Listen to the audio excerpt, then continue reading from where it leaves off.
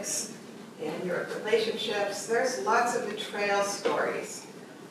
When we are betrayed, we respond really strongly often, and our response is a self-protective one. We either withdraw from the situation so we won't be further hurt, or we confront to make right. It's like a fight or flight at a metaphoric level. This is a good thing to do. It's a survival thing.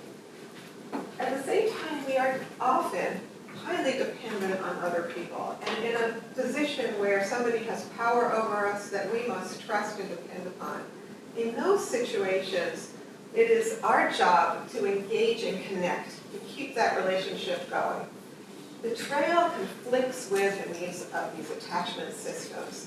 When you're being betrayed by someone you depend upon, whether it's your parent or a spouse you're dependent upon, or your boss, or maybe the leader of your country, you may not be able to afford to withdraw or confront, and that's where betrayal blindness comes in. Betrayal blindness is a way to suppress knowledge of betrayal in order to preserve a relationship that keeps you alive. Again, a survival skill. It's a short-run necessary skill, but it has long-term consequences that we can come back to. What betrayal trauma theory suggests is that there are two primary dimensions of traumatic experiences. The terrorizing, fear-inducing, life-threatening dimension that was at the heart of traumatic stress theory for a long time, but an equally important social betrayal dimension. And these are independent and can be combined in all sorts of ways. That social betrayal dimension often occurs after an event. Something can start, like Hurricane Katrina, as a natural disaster and turn into a social betrayal. The question, empirical question, would rates of forgetting and symptoms of distress depend on these dimensions? And first of all, many studies now have indicated that there is indication of betrayal blindness in close relationships and dependent relationships, not just victims, but actually perpetrators and witnesses as well, because these people also risk their survival in attachment systems by knowing what's really going on. We've also discovered that betrayal is just overall really toxic. So in these studies, we try to hold constant, in a statistical sense, the terrorizing, fear-inducing elements of events, and look at the additional harm of social betrayal. And it's associated with a whole host of really bad things, and these are strong associations. In many cases, very large effect sizes. It's also very gendered. While men and women tend to get traumatized at about equal rates, if you just look at the whole range of traumas, there are really different rates for different kinds of events. Men are more likely to be, and boys, exposed to natural disasters and not close interpersonal violence. Women and girls are more likely to be exposed to betrayal traumas, close interpersonal violations. Institutional betrayal grew out of this work, and it's a concept we've been researching for actually 12 years now. Institutional betrayal is institutions, very broadly, institutions harming those dependent on the institution. And the research question, theory question we started with was, yes, now we know individuals can betray each other and have all these implications. Can institutions do that too? And we started with the sense that they probably can. But importantly, institutional betrayal often takes the form of failing to prevent or respond supportively to wrongdoings within the institution when there's a reasonable expectation of protection.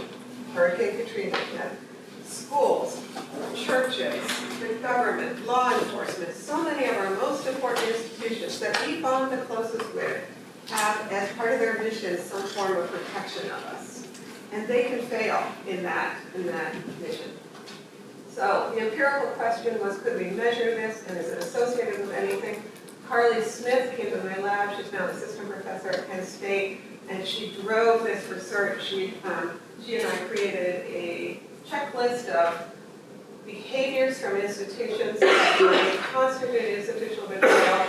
In this case, people are responding to a questionnaire. If they've been sexually assaulted in the context of an institution, what was the role, if any, of the institution? And what we found was that institutional betrayal is reported by a lot of people, not with those words, but via this sort of checklist, and that it's associated with with additional harm over and above the sexual assault itself. So using Mary Cox's sexual experiences scale and looking at sexual assault as a continuous variable, we could see that, of course, more sexual assaults associated with higher rates probabilistically on a whole range of symptoms. But importantly, when institutional betrayal is there, it exacerbates those symptoms. When I saw this, this data was collected in 2010, but we published it in 2013. And as you may remember, in 2013, people were suddenly talking about this issue all over the country. And so there was a sort of a different way to understand the data. And I thought university administrators would see these results and go, oh my God, we, the institution, are adding to the harm. We need to fix this. And I didn't think this is coming from institutions trying to harm students. Just they are, by failing to respond in ways that are protective and helpful. It's not exactly how institutions responded to these results. And now 10 years later, maybe they're beginning to get some traction. We also found that institutional betrayal is associated with physical problems. So I say to administrators, look, these students are using your health services more. More alarmingly, other researchers have found that institutional betrayal is associated with higher odds of attempting suicide. We have not measured suicide attempts in our college populations. This is a military sexual trauma population. But I have little doubt that we would see the same thing because we have increased depressive symptoms for our students who experience institutional betrayal.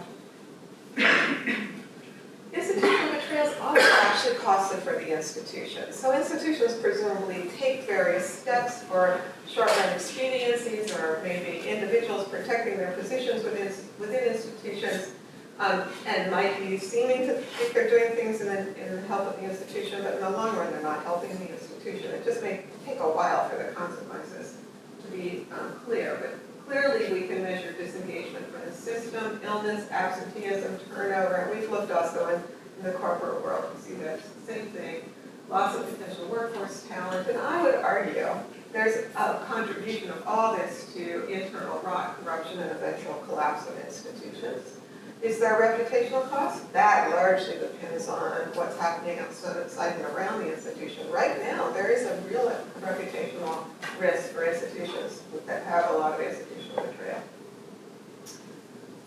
We also have indication of institutional betrayal blindness. That is individuals who remain in institutions where they have experienced institutional betrayal have higher rates of dissociative symptoms than individuals who've left those institutions. We can't be sure about it called direction here, and it may be bidirectional, but there is an association between being able to block out information and staying in a betraying institution.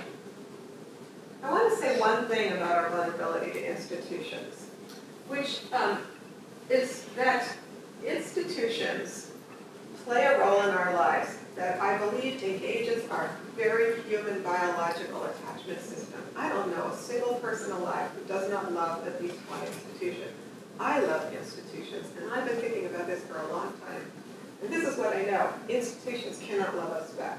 You can love a person, and they can love you back, and at its heart, that's the attachment system in full bloom. That's parent-child relationships, and spouses, and best friends.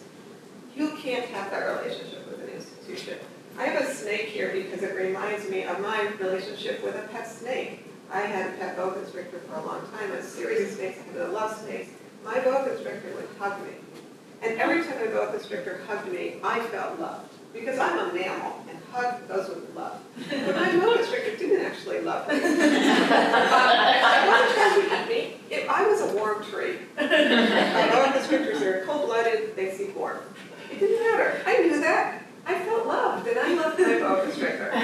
So the thing is, when you love, you're vulnerable to betrayal, and you are vulnerable to betrayal blindness. So one of the things I think we need to think about is educating people and not letting universities play on exactly this, and the government and everybody else, because they pretend. How many times have you been at some alumni event where the university spokesperson is talking about the family and making it seem like the university loves you? They don't. They can't. They're a system. They don't have the neural hardware as a whole to love you.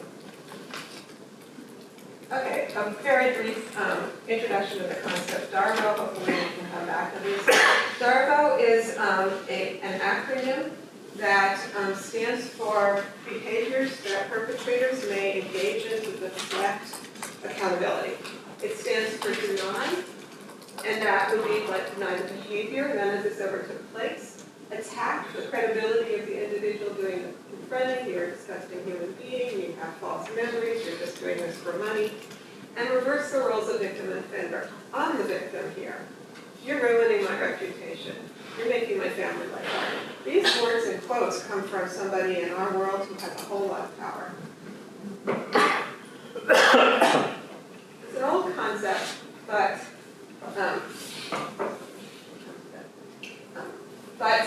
recently in my lab we've been studying it carefully. We have found that DARVO by the perpetrator is associated with victim self-blame. Other research indicates victim self-blame is associated with victim self-silence.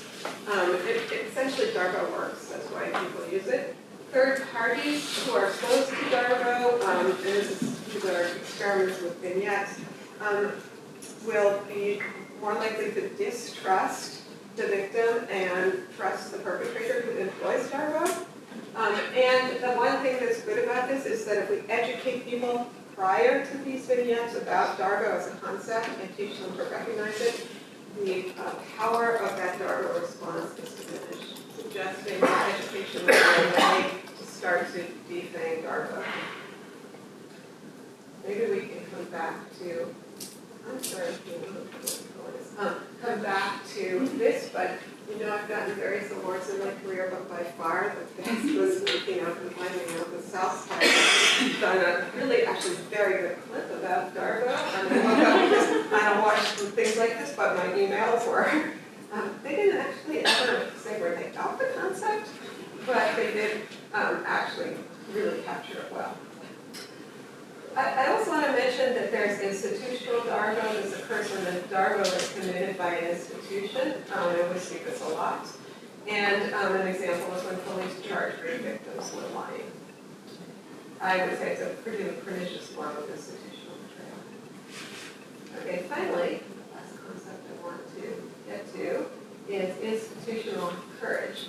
Institutional courage is my current passion. It's really the focus of most of my current research. And institutional courage is my label for what I think it's going to take to confront institutional betrayal and begin to heal the problem. I see institutions as very vulnerable to becoming betraying as they're currently constituted because we haven't understood this vulnerability and we haven't built in checks and balances. And until we do, we're just going to keep seeing institutional betrayal, I believe. I call it courage because we're trying to change the status quo, and that's really hard. There is tremendous resistance. Retaliation happens right away when you try to change the status quo of institutions. But institutional courage is basically practices that prevent or repair institutional betrayal, practices that counter betrayal blindness, and proactive practices that establish all the good things that we know we want from our institution. I've identified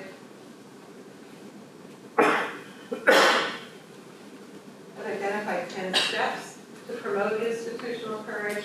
The first one is obviously to comply with those laws that do exist to protect civil rights and so on, but always to go beyond mere compliance and to particularly beware of the risk management mindset. To educate the institutional community, especially leadership. I see a lot of institutional betrayal associated simply with ignorance.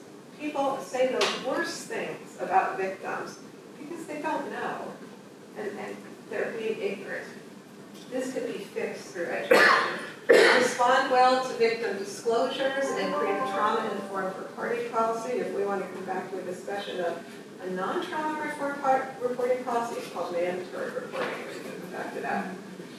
Bear witness, be accountable, apologize. The power of apology to heal, and the other thing we can talk about is extraordinary. Cherish the truth tellers. For goodness sakes, the people who come forward, call them whistleblowers, truth tellers, they're so often the most loyal people to their institution. They're telling you there's a problem. Just like a software engineer who finds a bug is telling you there's a problem. We reward those bug finders with pay. What do we do to most whistleblowers about anything to do with social justice issues or sexual violence? We punish them. It's like the doctor says, I did this test and I think you've got a precancerous lesion, and you shoot the doctor. So that's what we're doing. Conduct scientifically sensitive research. Higher education has actually gotten on board here. After how many years since Mary Koss taught the world this could be done, but it's finally happening, and that's good, but not the rest of the world. We did a survey in corporate America. Fewer than 10% of companies do any kind of surveys on sexual violence, according to our survey. Regularly engage in self-study. It's really important people introspect in positions of leadership, especially about what are they doing to contribute to or not institutional betrayal. Transparency is huge in this. Sexual violence, corruption, all thrive in secrecy. And while individual privacy must be respected and protected, the hiding everything else behind misuse of FERPA and other things has got to stop. A really important component, especially for research universities, is to use the organization to address the societal problem. We need to not just fix our own backyard, but we need to use our resources to fix the larger world. The many pockets of society that do not have resources, universities, the entertainment industry, tech, these places with tons of resources have an absolute mandate to be using these resources to address this pandemic. And then, speaking of resources, none of these things are going to cost a fortune, but none of them are free. And what I see over and over again is universities and other institutions say, oh yeah, we're doing something about it, and there is no line item, there is no budget. And guess what? If there's not a budget for these things, they're actually just not happening. But I think it's all actually very fixable, and I think if we address the institutional betrayal versus institutional courage, we can really make a difference. I know ending sexual harassment and assault is actually challenging because we need to be able to actually fix the nuclear family. And that's a multi-generational, difficult project, and that's the country that we've got. But we can start by not making it worse in college and in our institutions. And of course, our college students many of them are on the verge of becoming parents. So it really is a wonderful intervention point there.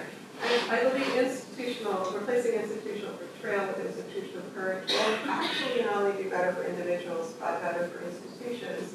And it's a crucial step in the right direction. And because of my strong beliefs about this, I have recently formed a new organization called the Center for Institutional Courage. We are just incorporated and applying for tax-exempt status right now. This is not yet, it exists, it's not, our web developer has not yet started to work on it, so it's just some content right now, but keep an eye on it. And I'm really hoping people will join me in this effort. It's going to be equally weighted research institution and outreach institution. I have a big ambition about this, but I really think the world's ready for it and needs it.